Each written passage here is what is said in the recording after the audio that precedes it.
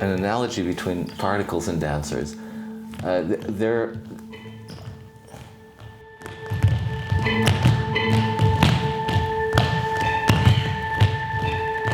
One of the things that dancers are continuously subject to, which is very strange in a way in the world of particles, is the fact that as a massive object, say 50 kilos of matter, what you mostly feel is gravity, and all your movements are constrained by gravity. You cannot jump into the sky and come down half an hour later.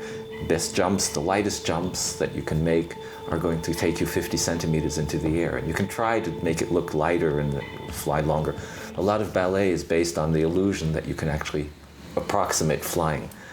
If you look at particles, gravity plays no role whatsoever. You push on one side, you're gonna fuck him up on the other side. So slowly, feel like Tai Chi. Yeah?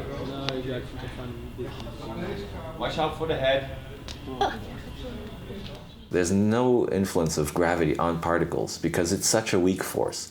Gravity is ridiculously weak compared to the forces that particles are subject to.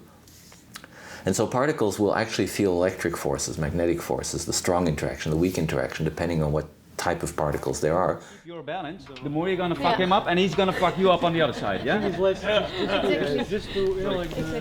And so particles will actually feel electric forces, magnetic forces, the strong interaction, the weak interaction, depending on what type of particles there are.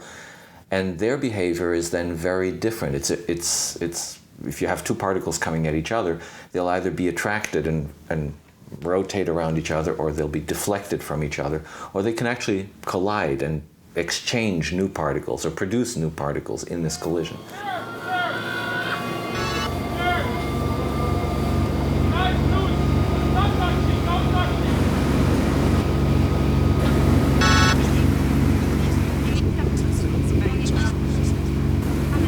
So there's no obvious analogy between dancers and particles.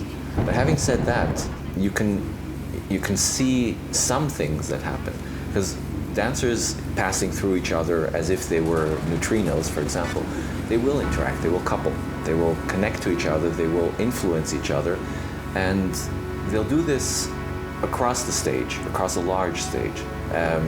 Generally stronger the closer they get, weaker the further they are away from each other. And so this is like the electromagnetic interaction. So I remove gravity, and the only thing left is these movements around each other, which is what the electromagnetic interaction would do. And then I think because of the massiveness, the easiest picture for dancers would be some massive particle that has a certain inertia.